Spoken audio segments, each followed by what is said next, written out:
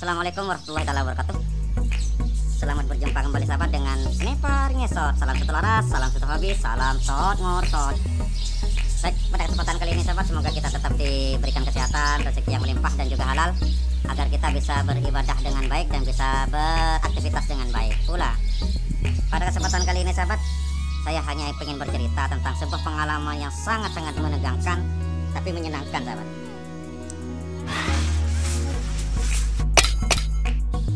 Tadi saya hunting sahabat. Saya itu berangkat sekitar jam 7 pagi.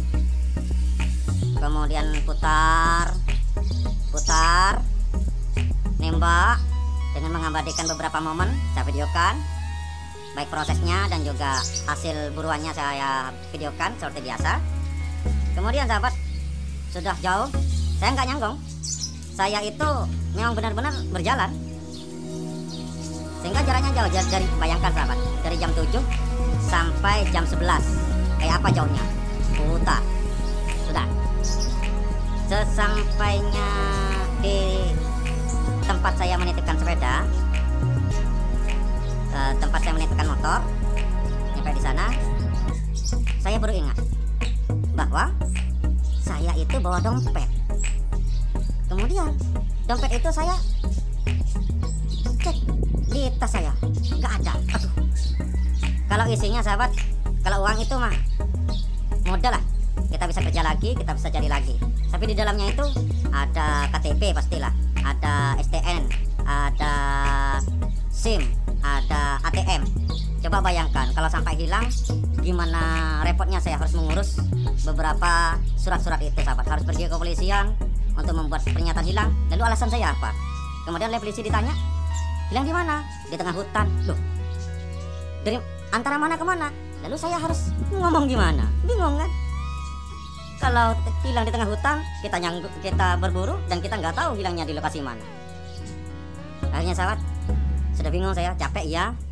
Bayangkan sekitar 7, 8, 9, 10, 11 5 jam berputar-putar, kita harus kembali lagi.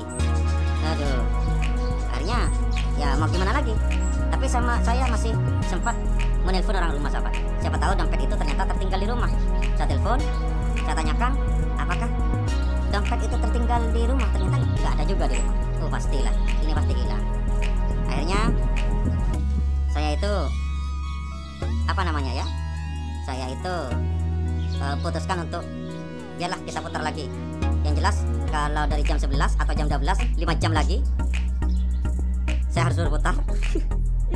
Aduh, benar-benar berdebar-debar sahabat. Ya sudah, saya putuskan untuk kembali lagi. Daripada saya harus pergi ke kantor polisi, harus ngurus beberapa surat-surat itu yang hilang. Bahkan sahabat, saya sudah sampaikan ke pihak tempat saya menitipkan sepeda itu. Saya bilang, kalau ternyata dompet itu ditemukan oleh orang di sekitar sana, silakan ambil isinya, uangnya diambil. Uangnya sahabat mungkin sekitar 450-an lah ribu. Silakan ambil, nggak apa-apa. Yang penting surat-surat KTP, SIM, STN, rekening dan ATM dan sebagainya itu dikembalikan. Kalau uangnya saya bisa cari lagi lah, mudah. Bukan mudah sih, tapi ya bisa lebih sulit. Saya harus mengurus bolak-balik kantor polisi. Tapi sebelum itu saya nggak menyerah. Saya akhirnya jalan sahabat. Jalan. Saya ulang lagi perjalanan saya dari awal. Dari mana saya berangkat menuju ke mana. Sudah jalan sekitar setengah jam sahabat. Saya sudah berjalan. Capek ya. Apalagi saya masih pegang senapan juga. Siapa tahu masih dapat buruan lagi. Karena kalau jalan sambil mencari saja itu kayaknya membosankan. Jadi saya tetap membawa senapan. Lalu saya ingat sahabat, saya kan sambil memvideo aktivitas saya selama kegiatan berburu. Kenapa kok saya nggak ngecek? Siapa tahu ada petunjuk di dalam video-video itu. Akhirnya saya cek video saya satu persatu. Saya cek videonya satu persatu. Nyampe di salah satu video sahabat, ternyata ada memang sahabat yang menunjukkan tentang dompet yang jatuh dari tas saya. Ini videonya.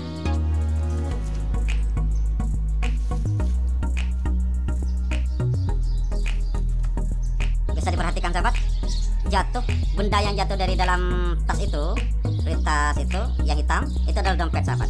Mungkin mungkin saya ulang lagi videonya, diperpelan, kemudian saya kasih petunjuk.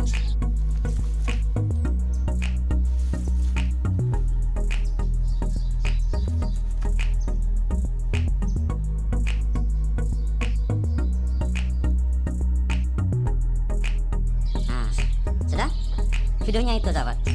Alhamdulillah kan.